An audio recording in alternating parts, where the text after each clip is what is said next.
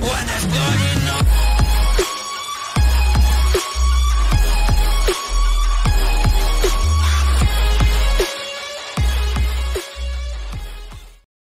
Dedicado a las miles de personas con las que he hablado en bares, discotecas, centros comerciales, aeropuertos, supermercados, metros y ascensores durante los 2 últimos años.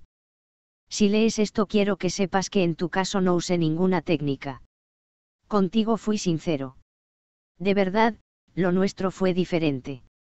7. No pude convertirme en nada, ni en bueno ni en malo, ni en un sinvergüenza ni en un hombre honesto, ni en héroe ni en insecto. Y ahora estoy alargando mis días en mi esquina, torturándome con el amargo e inútil consuelo de que un hombre inteligente no puede convertirse seriamente en nada, de que tan solo un idiota puede convertirse en algo. Fyodor Dostoyevsky, Memorias del subsuelo. 8. Paso 1, elige el objetivo. 9. 10. Los hombres no eran realmente el enemigo, ellos también eran víctimas que sufrían las consecuencias de una anticuada mística masculina que los hacía sentirse inútiles cuando no había algún oso al que matar.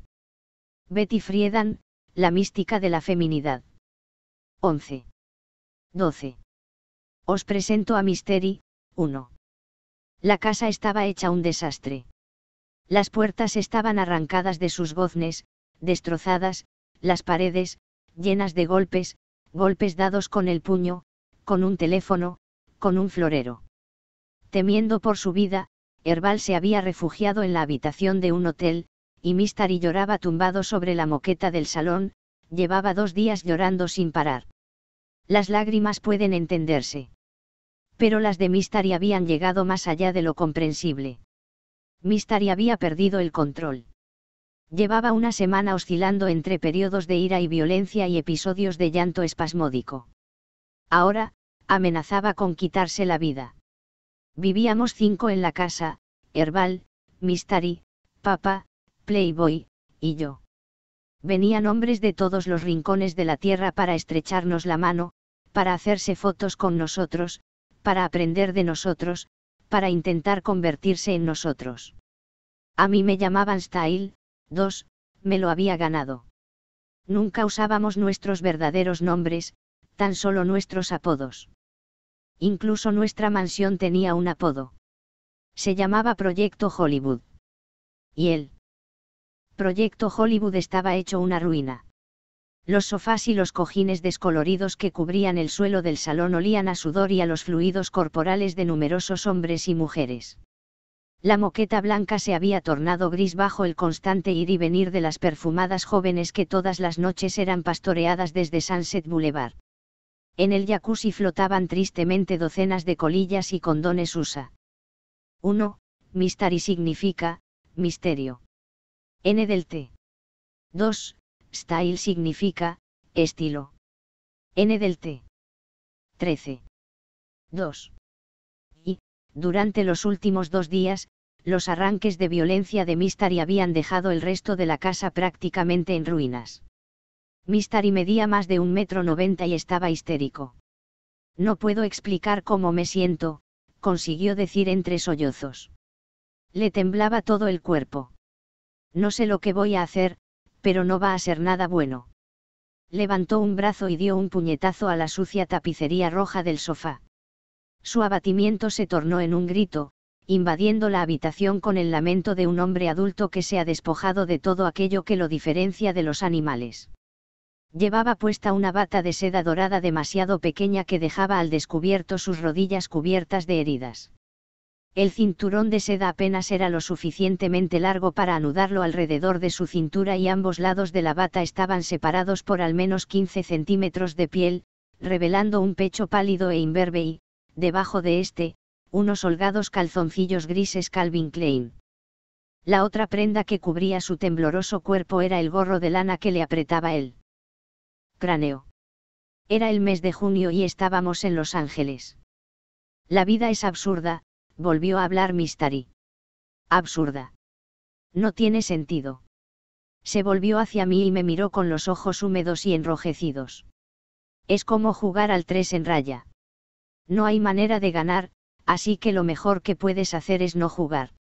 No había nadie más en la casa, por lo que tendría que ser yo quien resolviera el problema.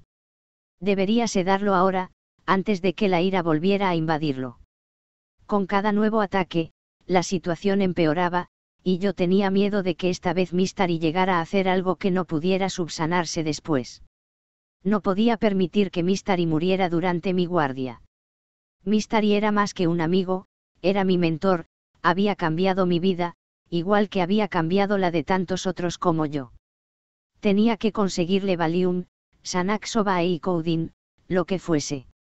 Cogí mi agenda y pasé rápidamente las hojas, buscando a alguien que pudiera proporcionarme esas pastillas, tipos que tocaran en grupos de rock, mujeres que acabaran de someterse a una operación de cirugía plástica, antiguos niños prodigio del cine.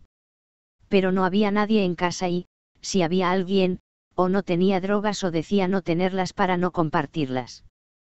14.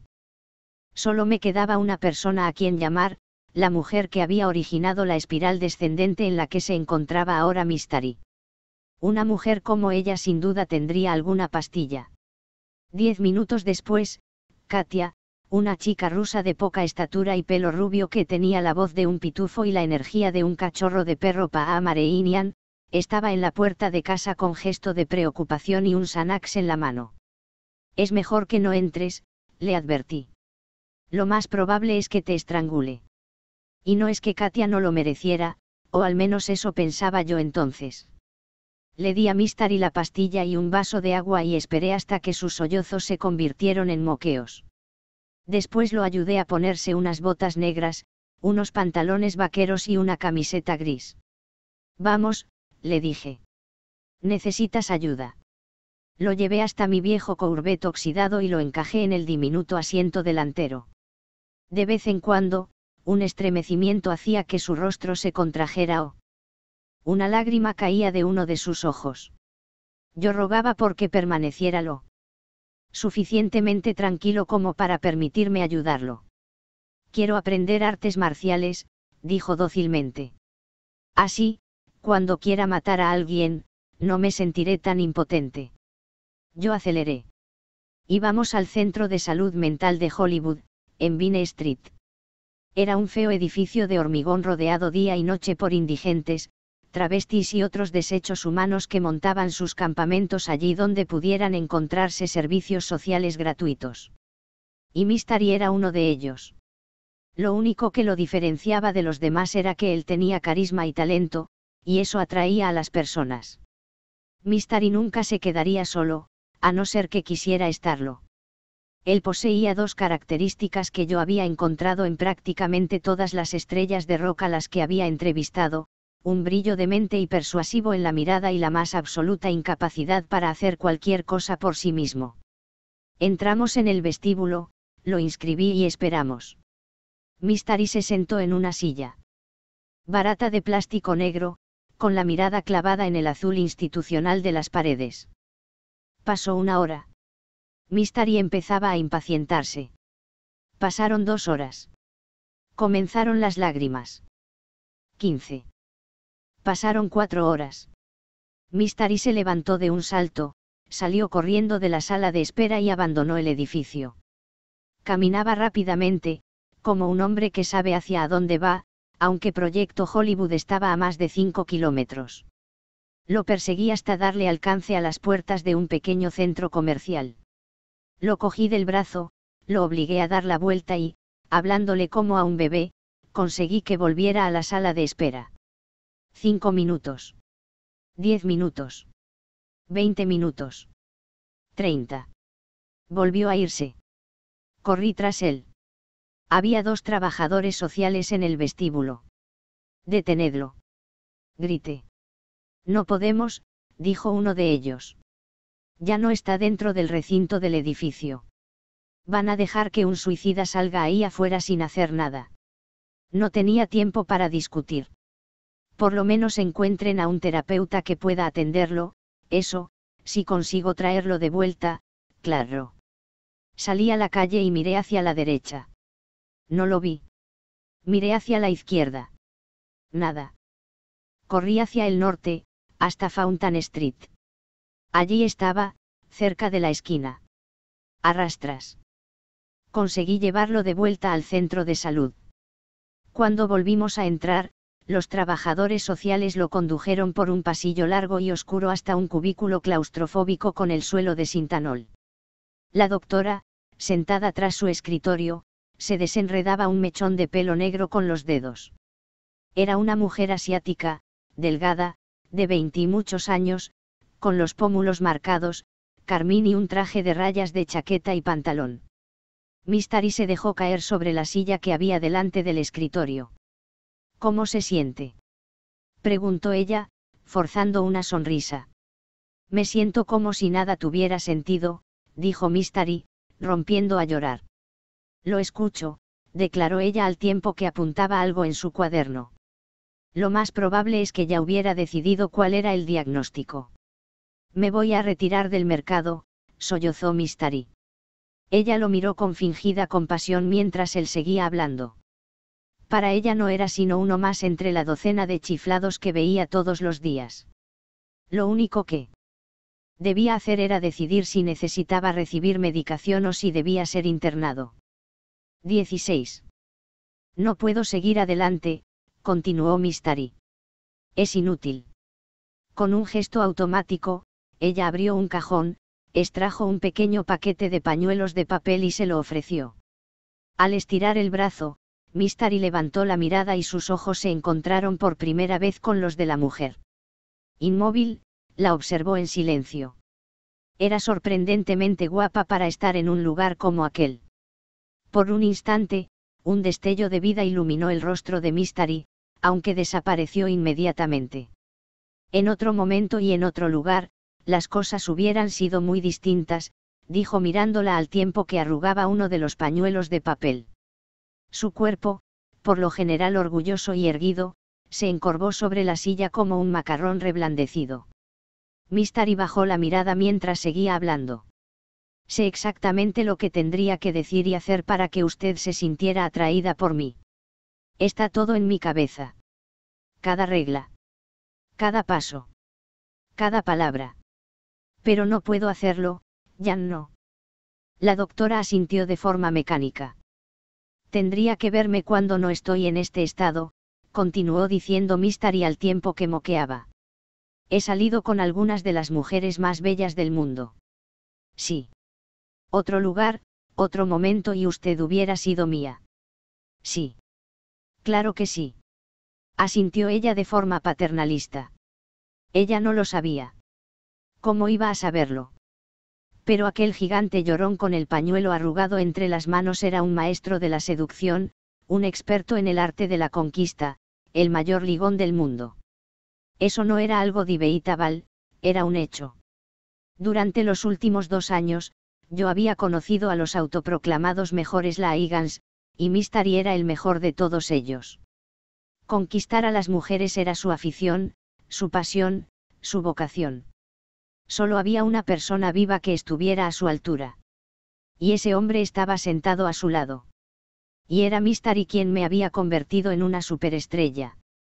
Juntos habíamos reinado en el mundo de la seducción, habíamos logrado conquistas imposibles ante las miradas atónitas de nuestros discípulos en Los Ángeles, Nueva York, Montreal, Londres, Melbourne, Belgrado, Odessa, y aún más allá.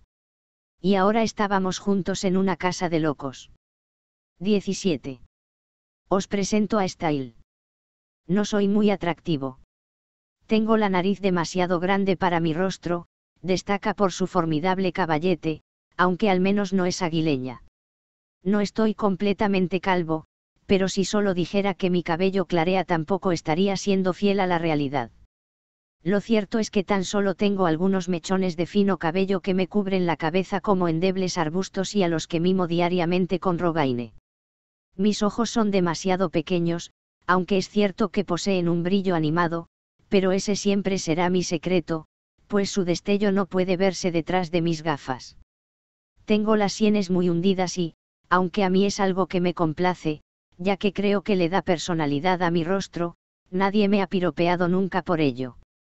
Soy más bajo de lo que me hubiera gustado ser, y estoy tan delgado que, por mucho que coma, la mayoría de la gente piensa que estoy desnutrido.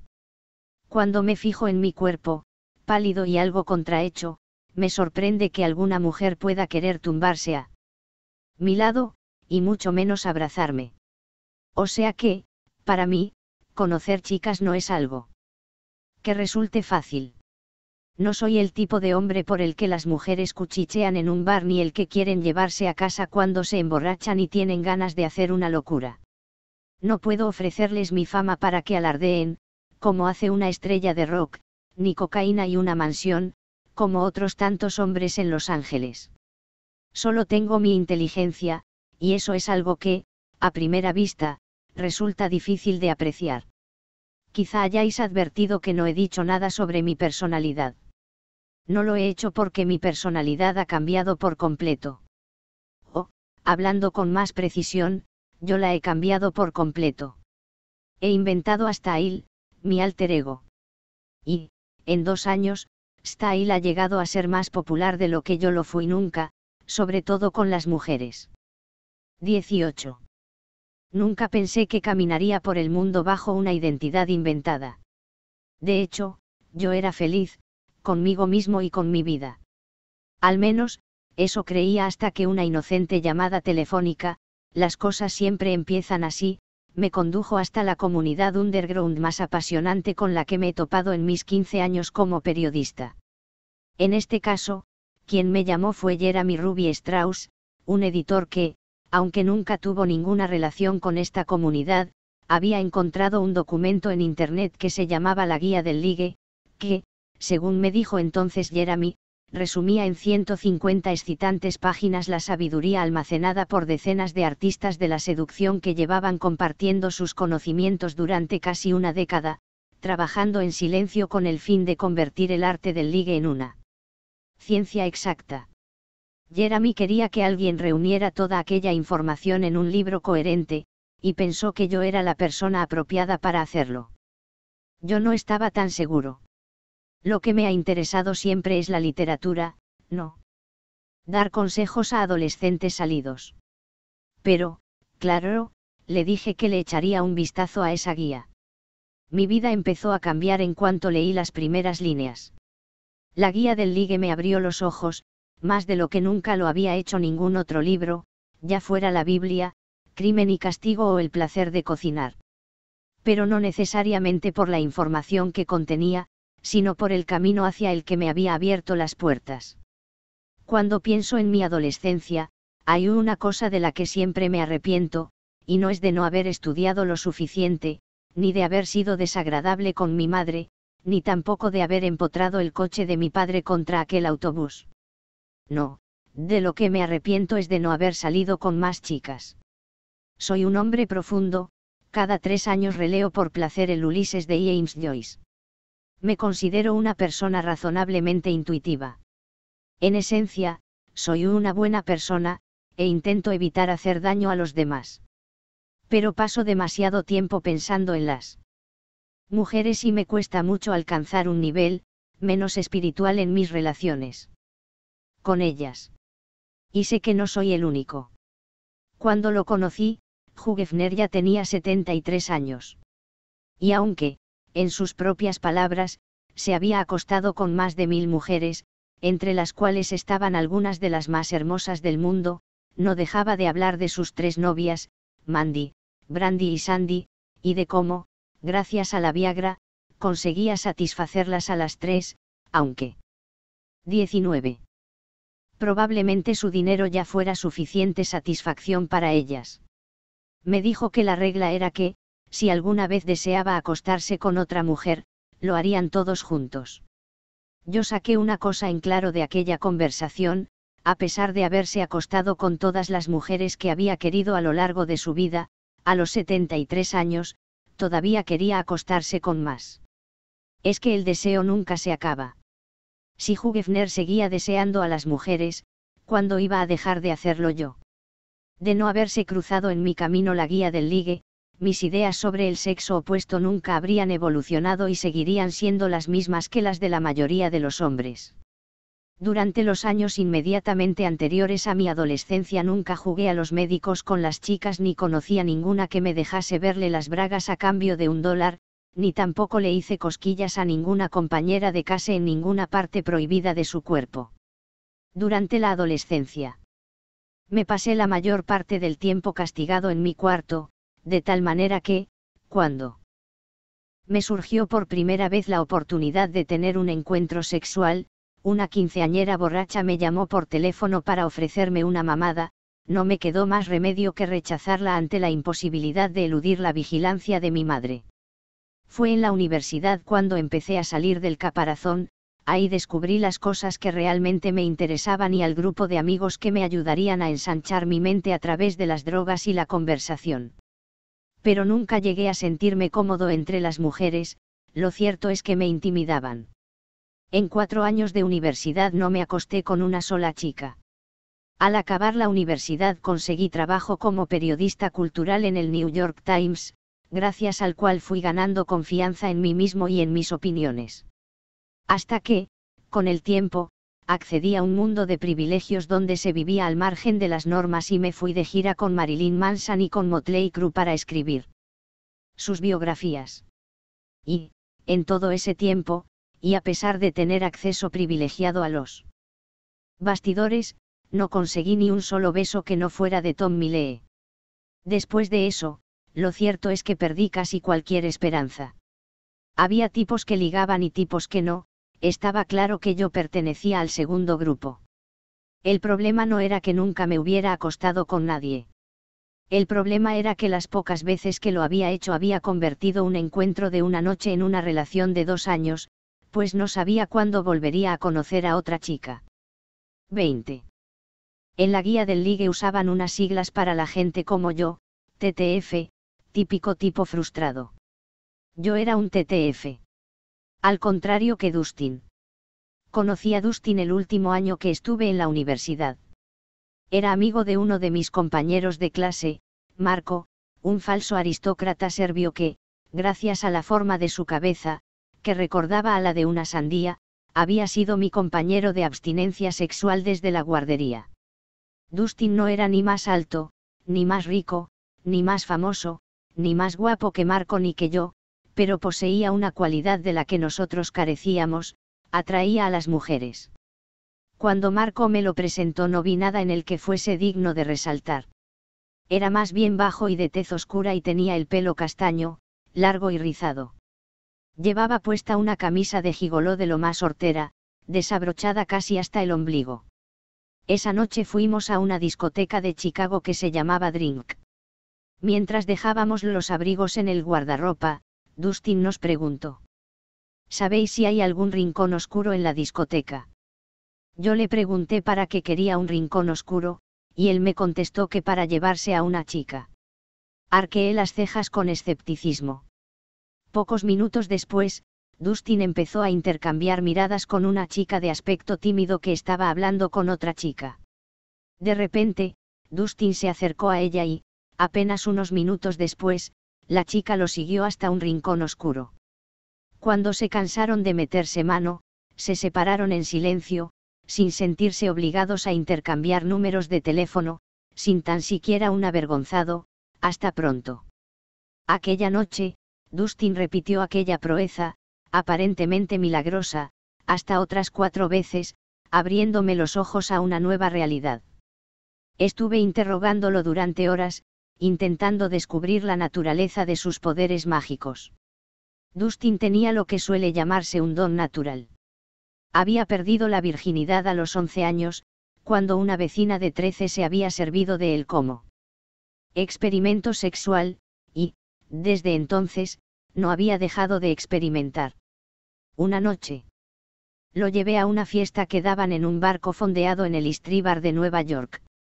Al pasar a nuestro lado una chica de pelo castaño y ojos de cervatillo, Dustin se volvió hacia mí y me dijo: «Te viene como anillo al dedo». Como de costumbre, yo bajé la mirada al tiempo que negaba con la cabeza. Me asustaba la posibilidad de que Dustin me 21.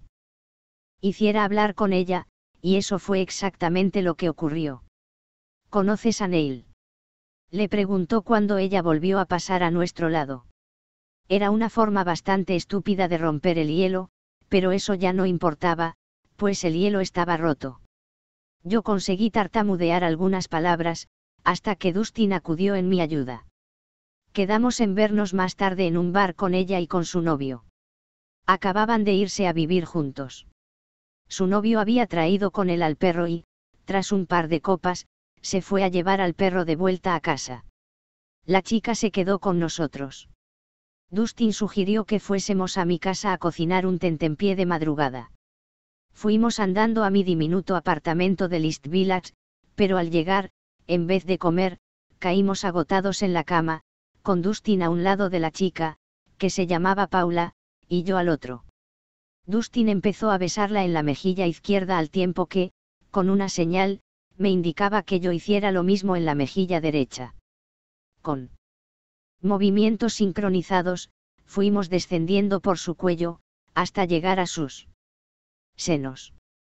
Aunque a mí no dejaba de sorprenderme la silenciosa docilidad de Paula, para Dustin aquello parecía lo más normal del mundo. De repente, se volvió hacia mí y me preguntó si tenía un condón. Le di uno. Él le quitó los pantalones a Paula y la penetró mientras yo seguía chupándole absurdamente el pecho derecho. Ese era el don de Dustin, ofrecerles a las mujeres las fantasías que ellas pensaban que nunca llegarían a cumplir. Después de aquella noche, Paula me llamaba constantemente. Quería hablar sobre lo que había ocurrido, racionalizar su experiencia, porque no podía creer que hubiera hecho algo así. Así funcionaban siempre las cosas con Dustin, él se quedaba con la chica y yo con su culpa. Yo lo achacaba a la mera existencia de personalidades distintas. Dustin gozaba de un encanto natural y de un instinto animal de los que yo, sencillamente, carecía. O al menos eso es lo que pensaba antes de leer la guía del ligue y de investigar las páginas web que ésta recomendaba. Lo que descubrí entonces fue una comunidad llena de Dustins, hombres que decían tener la clave para abrir el corazón y las piernas de una mujer, y otros muchos hombres que, como yo, intentaban descubrir sus secretos. La diferencia consistía en que los Dustins de esa comunidad habían diseccionado sus métodos de ligue en una serie de reglas y pasos específicos que cualquiera podía seguir. Y cada autoproclamado maestro de la seducción tenía las suyas. 22. Ahí oí hablar por primera vez de Mystery, un mago, de Ross Jeffries, un hipnotizador, de Rick H., un millonario, de David D. Angelo, un agente inmobiliario, de Jaglar, un actor cómico, de David X., un obrero de la construcción, y de Steve P., un hombre con tal poder de seducción que las mujeres llegaban a pagarle para aprender a hacer mejores mamadas. Si los llevaras a South Beach, en Miami, los musculosos chicos de la playa enterrarían sus pálidas y demacradas caras en la arena. Pero si los llevaras después a un Starbucks, o a una discoteca, le robarían la novia en un abrir y cerrar de ojos a esos mismos musculitos. Lo primero que cambió al descubrir aquel mundo fue mi vocabulario. Términos como TTF, MDLS, maestro de la seducción, Saarya, ligar, y TV, tía buena, 2, pasaron a formar parte de mi vocabulario. Después cambiaron mis hábitos cotidianos al hacerme adicto a los foros virtuales de Internet creados por la comunidad. Cada vez que volvía a casa después de una cita con una mujer, me sentaba frente al ordenador, me conectaba a algún foro y empezaba a hacer preguntas. ¿Qué hago si ella dice que tiene novio? Si come ajo en la cena, significa que no tiene intención de besarme. ¿Es buena o mala señal que se pinte los labios delante de mí? Recibía respuestas firmadas con nombres como Candor, Gumbit, 3, o Formandle, 4. Las respuestas, de hecho, fueron: recurre al patrón para destrucción de novios, estás dándole demasiadas vueltas, ni lo uno ni lo otro. No tardé en darme cuenta de que no estaba frente a un mero fenómeno de Internet, sino ante una forma de vida. En decenas de ciudades, desde Los Ángeles hasta Londres, desde Zagreb hasta Bombay, aspirantes a maestros de la seducción se reunían cada semana en lo que ellos llamaban capas para analizar distintas tácticas y estrategias antes de salir en busca de mujeres a las que llevarse a la cama. Tal como yo lo veía, se me había concedido una segunda oportunidad a través de Jeremy Ruby Strauss y de Internet. Todavía estaba a tiempo de convertirme en Dustin, de convertirme en el tipo de hombre que toda mujer desea, no en el que 1. Juggler significa, malabarista. N del T. 2. En la página 515 se incluye un glosario con explicaciones detalladas de estos y otros términos de uso frecuente en la comunidad de la seducción. 3. Gumbitch podría traducirse como, bruja del rifle. N del T. 4. Formandle podría traducirse como, mango en forma. N del T. 23. Dice que desea, sino en el que realmente desea en lo más profundo de su ser, más allá de las convenciones sociales, en el lugar donde habitan sus fantasías. Pero no podía hacerlo solo. Hablar con otros hombres en Internet no bastaría para acabar con toda una vida de fracasos. Debía conocer a las personas que había tras los nombres que aparecían en la pantalla del ordenador, ver cómo actuaban, descubrir quiénes eran realmente y cuáles eran sus motivaciones. Tenía que encontrar a los mejores seductores del mundo y conseguir que me dieran cobijo bajo sus alas. A partir de ese momento, esa sería mi misión, mi ocupación a tiempo completo, mi obsesión. Y así comenzaron los 2 años más extraños de mi vida. 24. Paso 2, aproxímate y aborda al objetivo. 25. 26. El primer problema, para todos nosotros, tanto hombres como mujeres, no es aprender, sino desprendernos de lo aprendido. Gloria Steinem, discurso de graduación, Bashar Khalil. 27. 28. Capítulo 1. Saqué $500 del banco y los metí en un sobre en el que había escrito el nombre de Mystery. La verdad es que no fue el momento de mi vida del que me siento más orgulloso. Y, aún así, llevaba 4 días preparándome. Me había gastado $200 en ropa en Fred Segal, me había pasado una tarde entera buscando la colonia perfecta y me había gastado $75 en un corte de pelo al mejor estilo de Hollywood. Quería tener buen aspecto, al fin y al cabo, iba a conocer a uno de los más importantes maestros de la seducción de la comunidad. Se llamaba Mystery, o al menos ese era el nombre que usaba en Internet. Era uno de los miembros más admirados de la comunidad, un maestro de la seducción que proporcionaba largas y detalladas claves para manipular encuentros sociales con el fin de atraer a las mujeres.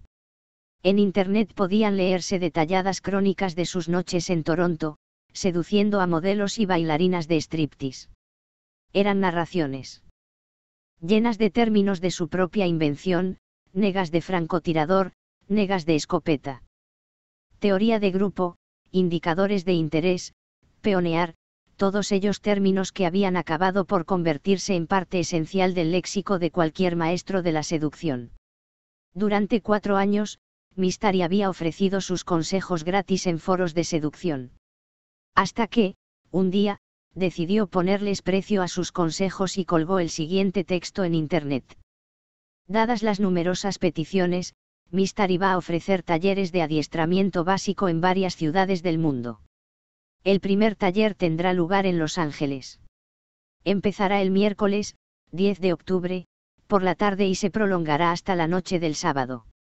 La matrícula, cuyo importe es de $500, incluirá el 29. Acceso a los locales nocturnos, transporte en limusina, no está mal, ¿verdad? Clases teóricas de 1 hora cada tarde, 3 horas y media de clases prácticas, en 2 locales nocturnos diferentes cada noche, y media hora de repaso teórico. Al acabar el adiestramiento básico, cada alumno habrá abordado aproximadamente a 50 mujeres. La decisión de apuntarse a un taller para aprender a ligar no resulta nada fácil, pues antes es necesario que reconozcas tu fracaso, tu inferioridad, tu torpeza, tienes que afrontar el hecho de que, después de todos estos años de actividad sexual, o al menos de capacidad sexual, realmente sigue sin entender a las mujeres.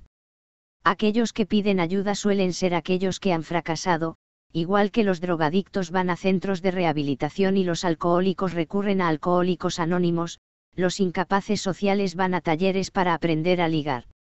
De ahí que pueda decir que mandarle el correo electrónico a Mystery fue una de las cosas más difíciles que había hecho en toda mi vida.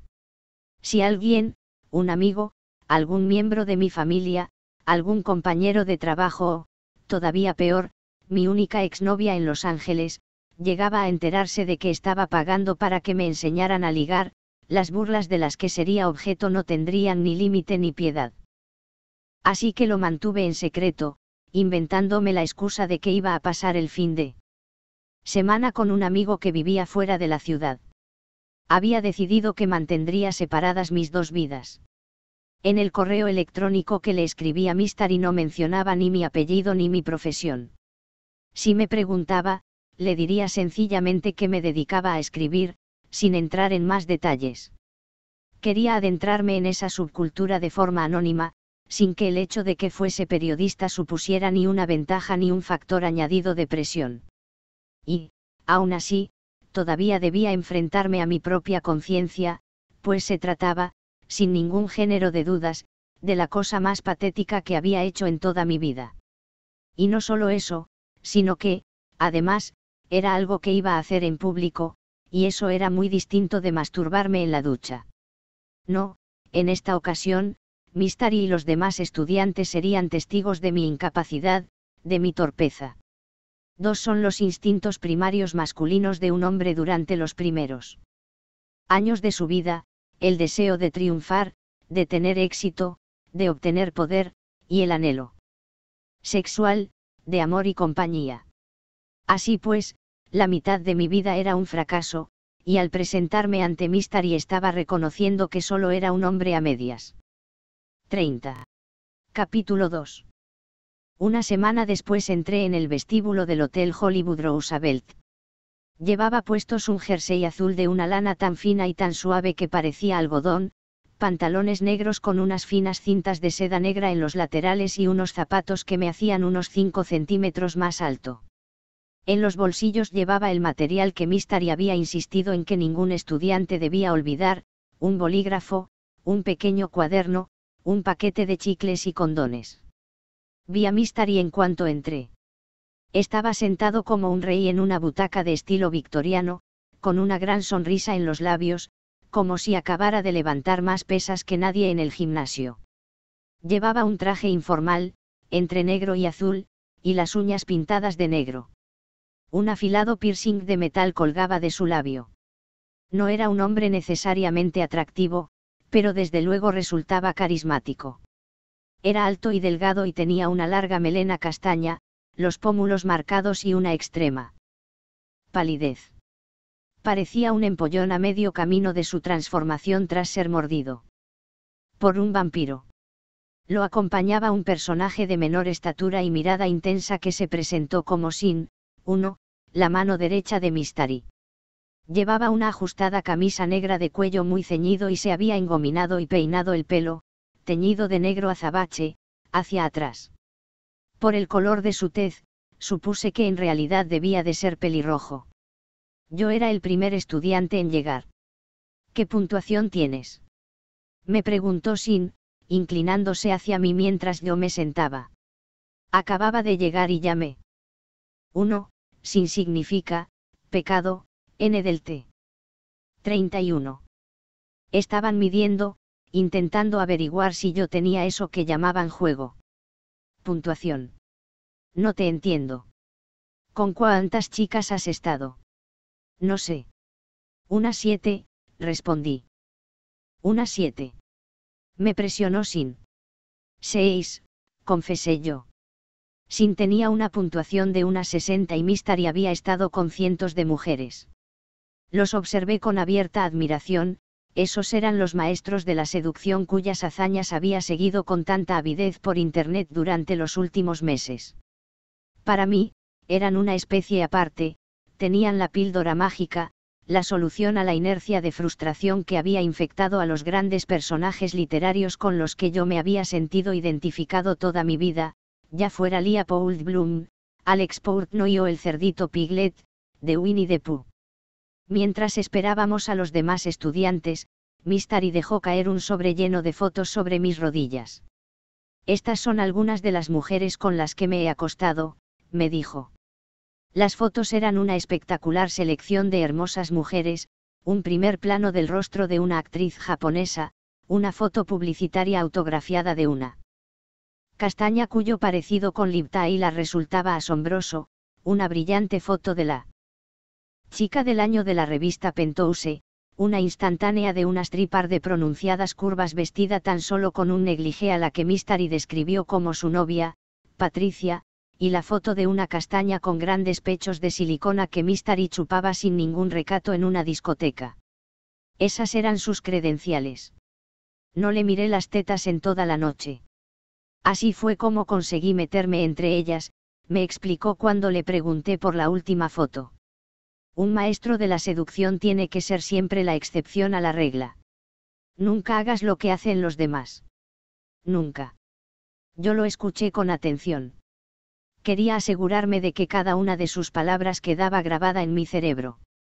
Esa era una ocasión especial. El otro maestro seductor que ofrecía talleres era Ross Jeffries, de quien podía decirse que había fundado la comunidad a finales de la década de los 80. Pero hoy, por primera vez, los aspirantes a maestros de la seducción íbamos a abandonar la seguridad del ordenador, íbamos a salir a todo tipo de locales nocturnos, donde seríamos 32. Aleccionados en vivo sobre nuestros torpes intentos de seducción. Al cabo de unos minutos llegó un segundo estudiante, que se presentó como Stramask, 2. Se trataba de un chico alto y delgado de unos 25 años con un corte de pelo estilo tazón, mirada traviesa, ropa demasiado holgada y unos rasgos faciales apuestamente cincelados. Con otro corte de pelo y otra ropa podría haber sido un chico realmente apuesto.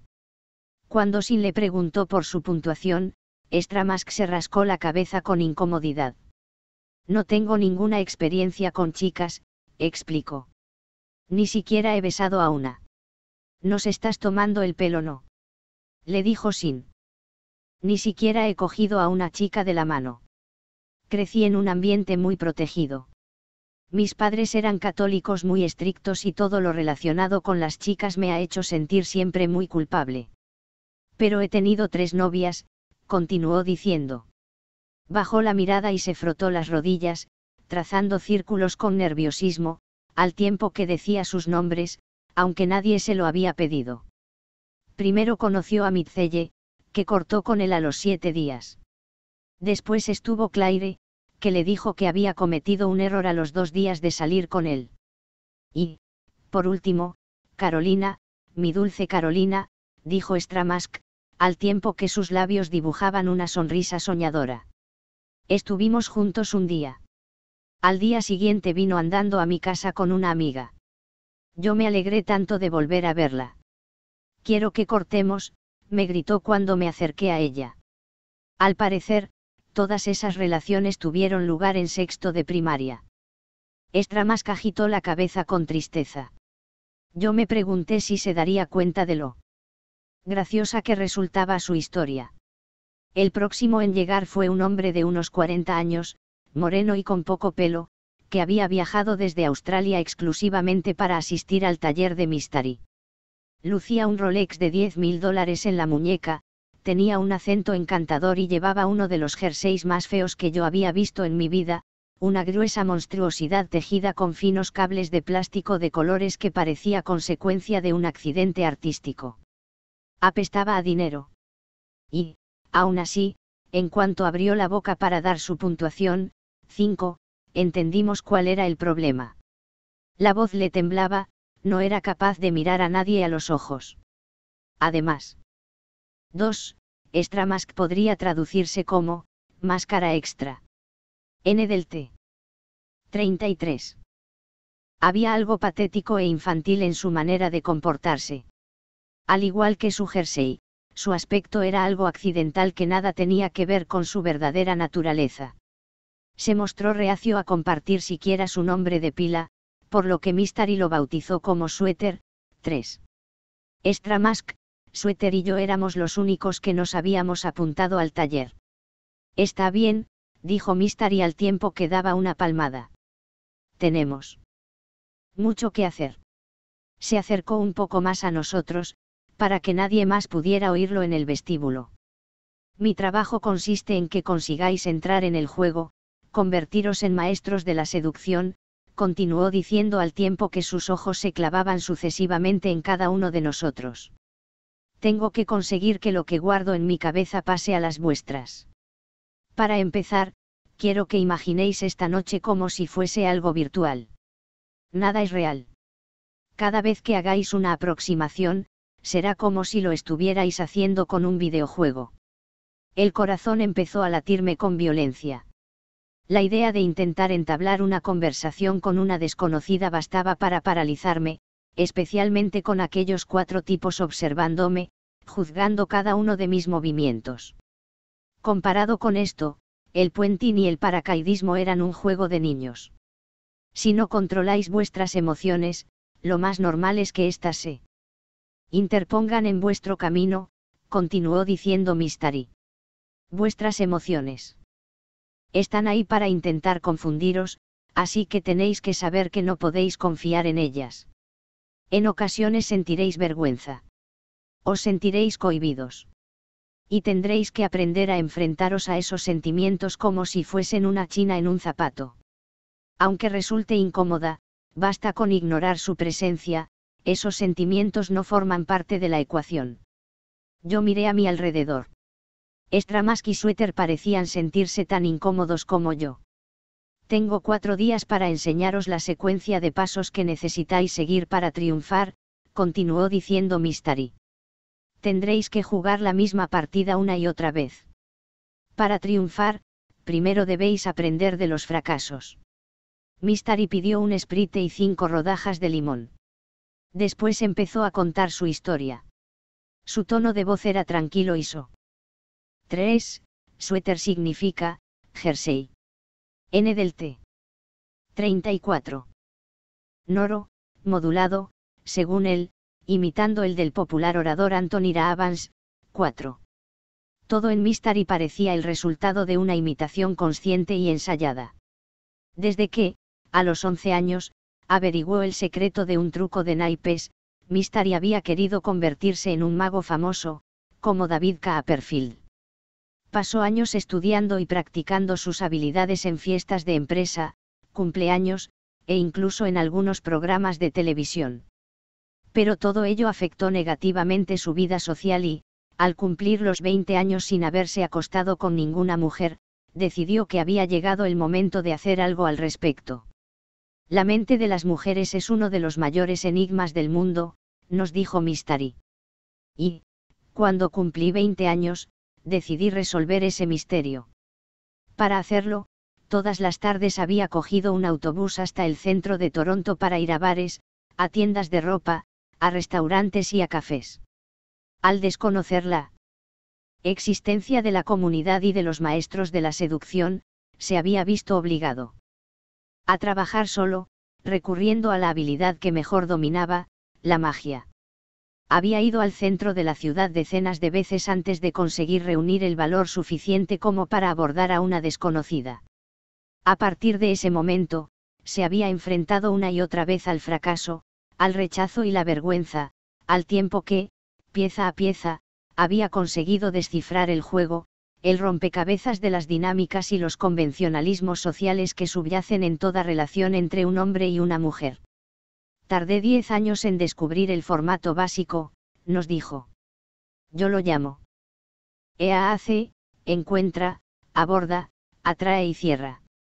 Es un juego lineal, aunque haya mucha gente que no lo sepa. Durante la siguiente media hora, Mystery nos habló de lo que él denominaba teoría de grupo. He repetido los pasos 1.000.000 de veces, declaró. Nunca hay que abordar a una chica cuando está sola, entre otras muchas razones, porque las mujeres guapas casi nunca están solas. A continuación nos dijo que, al acercarse a un grupo, la clave estaba en ignorar a la mujer que se desea y ganarse a quienes la acompañan, especialmente a los hombres que haya en el grupo. Si la mujer es atractiva, estará acostumbrada a que los hombres caigan a sus pies, así que, para llamar su atención, un 4. Famoso coach estadounidense que ha asesorado a numerosos presidentes de su país. N. del T. 35. Maestro de la seducción aparentará indiferencia. Esto se lograba mediante lo que Mystery llamaba un nega.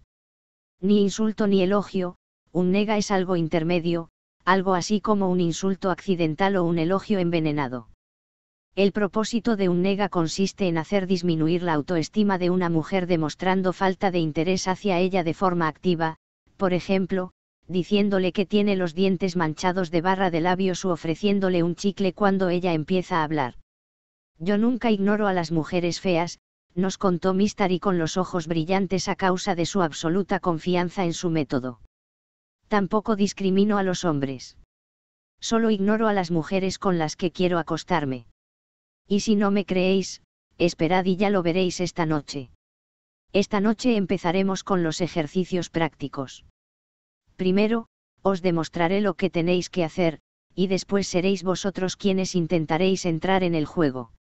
Si hacéis lo que os digo, mañana tan solo os harán falta 15 minutos para besar a una chica.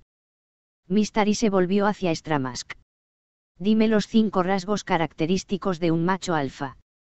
Confianza en sí mismo. Muy bien. ¿Qué más? Fuerza. No. Olor corporal. Mystery se volvió hacia Sweater y, después, hacia mí. Pero nosotros tampoco sabíamos la respuesta. Lo primero que caracteriza a un macho alfa es la sonrisa, dijo Mystery, una sonrisa radiante. Debéis sonreír siempre que entréis en un espacio nuevo. Sonriendo transmitiréis la sensación de que domináis la situación, de que sois divertidos y de que sois alguien. Hizo un gesto en dirección a Sweater. Cuando has entrado no has sonreído, ni siquiera has sonreído al saludarnos. Nunca lo hago, repuso Sweater. Sonreír es de tontos. Si sigues haciendo lo que has hecho siempre, ligarás tanto como hasta ahora. Se llama el método de Mystery porque yo me llamo Mystery y porque este es mi método. Lo que te pido es que, durante los próximos 4 días, hagas caso de lo que yo te diga y te abras a nuevas posibilidades. Si lo haces, te aseguro que notarás la diferencia. Mystery nos enseñó que, además de la seguridad en 1.36 mismo y de una radiante sonrisa, los rasgos característicos de un macho alfa eran un aspecto cuidado, el sentido del humor, la sociabilidad y la capacidad de convertirse en el centro de atención. Nadie se molestó en decirle a Mystery que, de hecho, eran 6 rasgos y no 5. Mientras escuchaba cómo Mystery seguía diseccionando a los machos alfa, caí en algo en lo que nunca había pensado. Si Sweater, Stramask y yo estábamos allí era porque nuestros padres y nuestros amigos nos habían fallado, no nos habían proporcionado las herramientas que necesitábamos para convertirnos en criaturas sociales eficaces.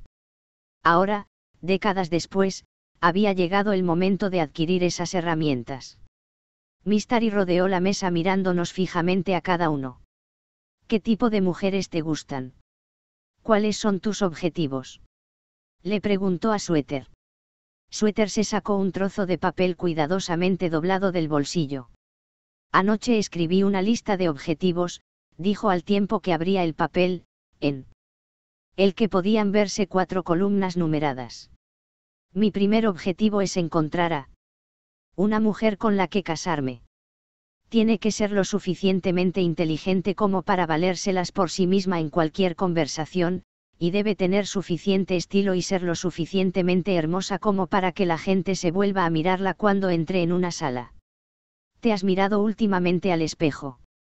Le preguntó entonces Mystery. Tu aspecto, en el mejor de los casos, es del montón. Muchos hombres creen que si adoptan una imagen neutra podrán seducir a todo tipo de mujeres. Pues no es verdad. Hay que especializarse. Con un aspecto del montón solo te vas a juntar con mujeres del montón. Esos pantalones de pinzas están bien para ir al trabajo, pero no valen para salir de noche. ¿Y ese jersey que llevas? ¡Qué malo! Tienes que estar por encima de los demás. Si quieres a una mujer 10 tiene que aprender la teoría del pavoneo. A Mystery le encantaban las teorías. Según la teoría del pavoneo, para atraer a la hembra más deseable es necesario destacar entre los demás. Según Mystery, en el caso de los humanos, el equivalente a las vistosas plumas de la cola abierta de un pavo son una camisa con brillo, un sombrero llamativo y joyas que reluzcan en la oscuridad, básicamente, todo aquello que yo había tachado siempre de hortera. Cuando llegó mi turno, Mystery me obsequió con una larga lista de sugerencias, que me deshiciera de las gafas, que me 37. Cortara la perilla, que me afeitara la cabeza, que vistiese de forma más vistosa, que me comprara pulseras y cadenas y, en general, que me pusiera las pilas. Yo apunté cada palabra. Estaba ante una persona que pasaba cada segundo de su vida pensando en ligar, como un científico loco que busca la fórmula de un combustible que no responda a las leyes de la gravedad. Tenía archivadas en su ordenador más de 2500 páginas sobre el arte de la seducción. Tengo una frase de entrada para ti, me dijo. Una frase de entrada es un guión preparado de antemano para entablar una conversación con un grupo de desconocidos, es lo primero con lo que debe contar cualquiera que desee abordar a una mujer. Cuando veas a un objetivo entre un grupo de amigos, acércate y di, parece que la fiesta se ha acabado. Después, vuélvete hacia la chica que te interesa y dile, si no fuera gay, te aseguro que serías mía. La sola idea bastó para hacer que me ardieran las mejillas. ¿Lo dices en serio?, pregunté. No veo cómo iba a ayudarme eso. Una vez que ella se sienta atraída por ti, da igual lo que puedas haber dicho antes. Pero estaría mintiendo. Eso no es mentir. Se llama ligar. A continuación, Mystery nos ofreció otras posibles frases de entrada, preguntas inocentes, y al mismo tiempo intrigantes, como, ¿crees en la magia?, o, Dios mío, ¿has visto a esas dos chicas peleándose fuera? No eran frases espectaculares. Tampoco eran sofisticadas. Tan solo eran una manera de entablar una conversación. Según nos explicó Mystery, el objetivo de su método consistía en ser detectado por el radar de la chica. No abordéis nunca a una mujer con proposiciones sexuales. Primero conocedla y después dejad que sea ella quien luche por conseguir vuestra atención. Un TTF ataca inmediatamente, declaró al tiempo que empezaba a caminar hacia la puerta del vestíbulo. Un profesional espera entre 8 y 10 minutos antes de abordar a la chica. Armados con nuestros negas, nuestra teoría de grupo y nuestras frases de entrada, estábamos listos para la noche. 38. Capítulo 3. Subimos a la limusina, que nos llevó al Standard Lounge, una discoteca de moda en la planta baja de un hotel, cuya entrada estaba protegida por un portero y una cadena forrada de terciopelo. Fue allí donde Mystery hizo trizas todas mis ideas preconcebidas sobre las relaciones humanas. Los límites que siempre le había supuesto a la interacción entre seres humanos fueron ampliados hasta alcanzar límites insospechables para mí, aquel hombre era una máquina. El Standard Lounge estaba muerto cuando entramos. Habíamos llegado demasiado pronto. Tan solo había 2 grupos de personas, una pareja cerca de la entrada y 4 personas en una esquina. Yo estaba listo para darme la vuelta y volver a salir del local cuando vi a Mystery acercarse al grupo de la esquina. 2 hombres se sentaban en un sofá, separados de 2 mujeres por una pequeña mesa de cristal. Uno de los hombres era Scott Baio, el actor que debe su fama al papel interpretado en la comedia televisiva, Happy Days. Una de las chicas era castaña. La otra, una rubia de bote, parecía salida de una página de la revista Maxim, sus 2 pechos operados levantaban una pequeña camiseta blanca, dejando que la parte inferior de la tela flotara en el aire, justo encima de una tripa endurecida por fatigosas sesiones de gimnasio. Era la cita de Scott Baio, pero, también, era el objetivo de Mystery. Me di cuenta al ver que no hablaba con ella. Al contrario, Mystery le daba la espalda mientras le enseñaba algo a Scott Beio y a su amigo, un hombre moreno y bien vestido de unos 35 años que, por su aspecto, supuse que olería a aftershave. Decidí acercarme un poco. Ten cuidado con eso, le oí decir a Beio. Me ha costado $40.000. 39. Mystery, que tenía el reloj de Beio en la mano, lo colocó cuidadosamente sobre la mesa. Ahora mirad esto, les ordenó. Endurezco los músculos del estómago, aumentando el flujo de oxígeno que llega a mi cerebro y... Movió las manos sobre el reloj hasta que el segundero se detuvo.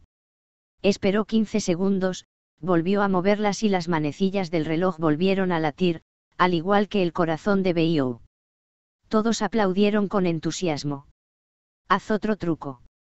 Le pidió la rubia. Mystery se deshizo de ella con un nega. Qué exigente. Dijo, volviéndose hacia Beio. Se comporta siempre así. Mystery nos estaba obsequiando con un ejemplo práctico de su teoría de grupo.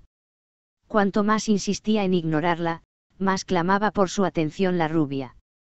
No suelo salir de noche, le oí decir a Beio. Es algo que ya tengo superado. Además, ya estoy viejo para salir de noche. Estaban a punto de cumplirse los 10 minutos de rigor cuando finalmente. Mystery se dirigió a la rubia. Extendió los brazos y, en cuanto ella apoyó las manos sobre las suyas, empezó a leerle el pensamiento.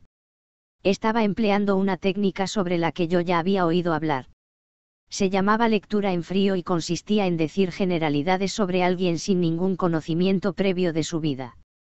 En el campo de batalla, cualquier conocimiento, por esotérico que sea, puede convertirse en una ventaja. Con cada nueva afirmación de Mystery, la rubia abría más la boca, hasta que fue ella quien empezó a preguntarle a él por su trabajo y por sus habilidades psíquicas. Las respuestas de Mystery hacían hincapié en su juventud y su entusiasmo, en su gusto por esa buena vida que Beio decía haber dejado atrás. Me siento tan viejo, comentó Mystery, tendiendo el anzuelo. ¿Cuántos años tienes? 27. Eso no es ser viejo, protestó ella.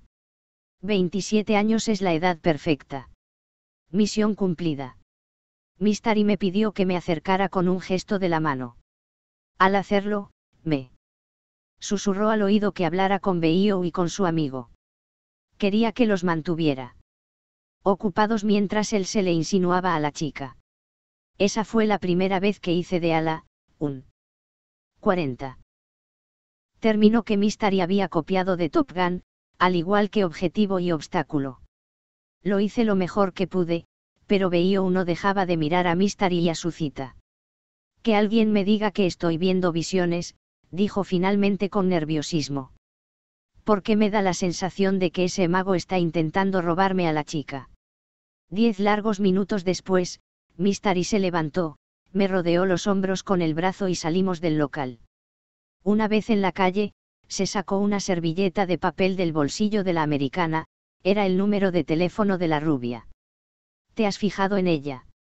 Me preguntó Mystery. Es por chicas como ella por lo que estoy metido en el juego. Esta noche he usado todos los trucos que he aprendido durante la última década. Y han funcionado a la perfección.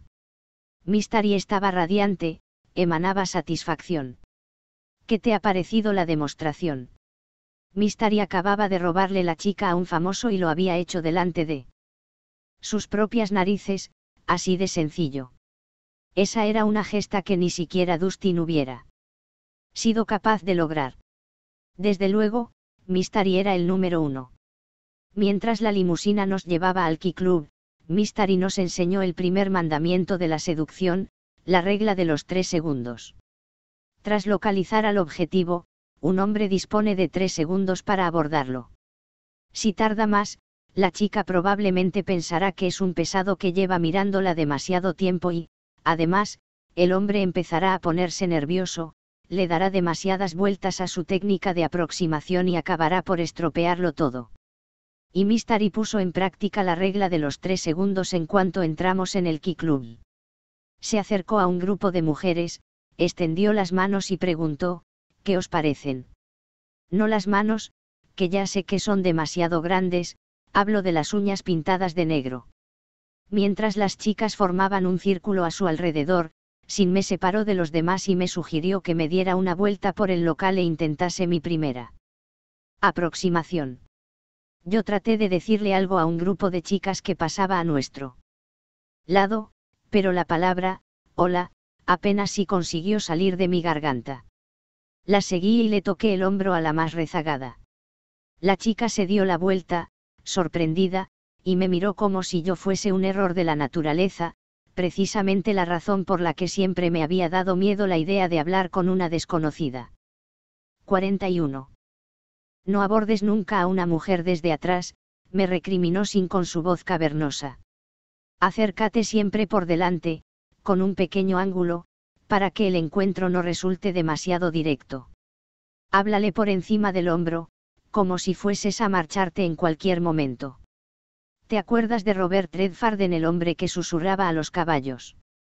Es algo así. Al cabo de unos minutos vi a una chica que parecía llevar alguna copa de más. Llevaba un chaleco de guata rosa y el pelo, largo y rubio, le caía despeinado sobre los hombros. Pensé que era la oportunidad perfecta para redimirme. Siguiendo el ángulo que dibujan las manecillas del reloj a las 10, caminé hasta situarme frente a ella. Imaginándome que me aproximaba a un caballo al que no quería asustar, le hablé casi en un susurro. ¿Has visto a esas dos chicas peleándose ahí fuera? Le dije. No, contestó ella. ¿Qué ha pasado? Parecía interesada. Y me estaba hablando. Eso funcionaba. Dos chicas. Se estaban peleando por un tipo pequeñín que medía la mitad que ellas. Y él estaba ahí, riéndose sin hacer nada. Al final ha llegado la policía y las ha arrestado. Ella se rió. Hablamos sobre la discoteca y sobre el grupo que tocaba esa noche. Era una chica muy agradable, de hecho, hasta parecía agradecer la conversación. Yo no podía creerlo. Nunca hubiera imaginado que abordar a una mujer pudiera resultar tan sencillo. Sin se acercó lentamente a mí. Ahora, intenta un kine, me susurró al oído. No te entiendo. ¿Qué es un kine? Le pregunté. Kine. Dijo la chica. Sin me cogió un brazo y lo colocó sobre el hombro de la chica. Un kine es un contacto físico, volvió a susurrarme al oído. Al notar el calor de su cuerpo, recordé cuánto me agrada el contacto humano. A las mascotas les gusta que las acaricien, no hay nada libidinoso en que un perro o un gato te pida que lo acaricies. Y los seres humanos somos iguales. Necesitamos ese calor. Pero estamos tan obsesionados por el sexo que nos ponemos nerviosos y nos sentimos incómodos cuando alguien nos toca. Y, desgraciadamente, yo no soy ninguna excepción. Mientras hablábamos, yo no dejaba de pensar en mi mano, inmóvil, sobre su hombro. Era como una extremidad sin vida. Me imaginé a la chica preguntándose qué hacía esa mano sobre su 42. hombro, buscando una manera elegante de deshacerse de ella. Así que le hice el favor de quitarla yo mismo. Aíslala, volvió a susurrarme Sin. Le sugerí a la chica que nos sentásemos. Sin nos siguió y se sentó a nuestra espalda. Tal y como me habían enseñado, yo le pregunté a la chica qué cualidades le parecían más atractivas en un hombre. Ella me dijo que el sentido del humor y un buen culo. Afortunadamente, yo poseo una de esas cualidades. De repente, volví a notar el aliento de Sin en la oreja. Huélele el pelo, me dijo. Yo le olí el cabello, aunque no acababa de entender por qué, supuse que Sin quería que utilizara un nega, así que le dije a la chica que el pelo le olía a humo. No. Siseó Sin. Al parecer, no era eso lo que tenía que hacer. Ella parecía molesta. Volví a olerle el cabello, intentando recuperar el terreno perdido. Pero debajo noto un aroma embriagador. Ella volvió la cabeza y frunció ligeramente el ceño al tiempo que me miraba fijamente. Eres un poco raro, me dijo tras un largo silencio. Afortunadamente, en ese momento llegó Mystery. Este local está muerto, dijo. Vamos a otro sitio con más marcha. A ojos de Mystery y de Sin, aquellos locales nocturnos no parecían pertenecer al mundo real. Nos susurraban al oído mientras intentábamos hablar con una mujer, haciendo uso de todo tipo de términos de seducción, incluso nos interrumpían en pleno ejercicio para explicarnos lo que estábamos haciendo mal, como si eso fuese lo más normal del mundo. Su seguridad en sí mismos era tal y sus instrucciones estaban tan llenas de términos incomprensibles que las mujeres aceptaban su presencia con toda naturalidad, sin sospechar que estaban siendo utilizadas para adiestrar a los futuros maestros de la seducción. Me despedí de mi nueva amiga tal y como Sin me había indicado que lo hiciera. Un beso de despedida. Le dije, señalándome una mejilla, y ella me besó. En la otra. Me sentí muy alfa. Antes de irnos, al entrar en el cuarto de baño, me encontré a Stramask de pie, enroscándose un mechón de pelo en un dedo. ¿Pasa algo?, le pregunté. 43. No. Me contestó él con nerviosismo. Nada. Permanecí unos instantes en silencio, interrogándolo con la mirada. ¿Puedo decirte algo?, me preguntó él. Claro. Me cuesta mucho mear cuando hay alguien cerca de mí. Incluso cuando ya estoy meando. Si aparece alguien, me paro y me quedo ahí quieto, sin saber qué hacer. Es una mierda. No tienes por qué ponerte nervioso, le dije yo. Nadie te va a juzgar.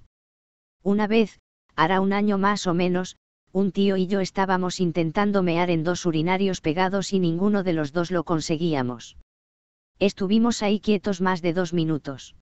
Hasta que, al final, yo me abroché la bragueta y me fui. Ahora que lo pienso, continuó diciendo tras un breve silencio, el tío nunca me dio las gracias. Yo asentí, me acerqué al urinario y descargué con una absoluta falta de pudor. En comparación con él, yo iba a ser un alumno fácil para Mystery. Stramask todavía seguía en el mismo sitio cuando fui a lavarme las manos. Siempre me han gustado esos paneles que dividen los retretes en algunos. Servicios públicos, me dijo, pero solo los hay en los sitios caros. 44.